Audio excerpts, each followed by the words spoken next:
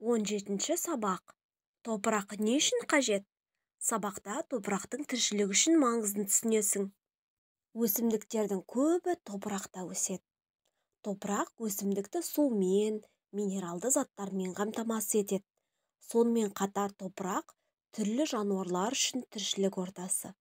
Онда шұбалшын, өрмекші, құмырсқа мен қоңыз тіршілік етеді. Топырақты үңгіп қазылған індерді саршұнақ, көртышқан және басқа жануарлар паналайды. Жануарлардың кейбірі онда тұрақты тіршілік етеді. Кейбірі қыстайды, немесе ыстықтан, жауыннан тығылады, ал кейбірі жұмыртқа салады. Көптеген жануарлар топырақта өскен өсімдікті қорек етеді. Ал адам топырақта өсімдік өсіріп, азық-түлік, тұрмысқа қажетті заттарды өндіреді. Есте сақта, топырақ қабатының жер бетіндегі тіршілік үшін маңызы зор. Сен білесің бе, бір шөкім топырақта миллиардқа жуық микроб бар.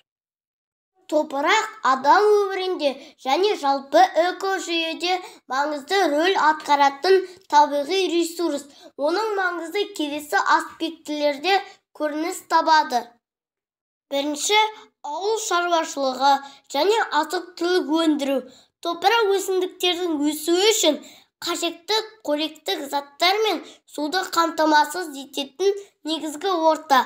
Ауыл шаруашылығы топырақта тікелей тәуелді, өйткені барлық негізгі дақылдар мен жеміс-жидектер топырақта өсіріледі. Екінші, экологиялық тепе-теңдікті сақтау. Топырақ көмірқышқыл газын сіңіру арқылы ауадағы парниктік газдардың мөлшерін реттеуге көмектеседі.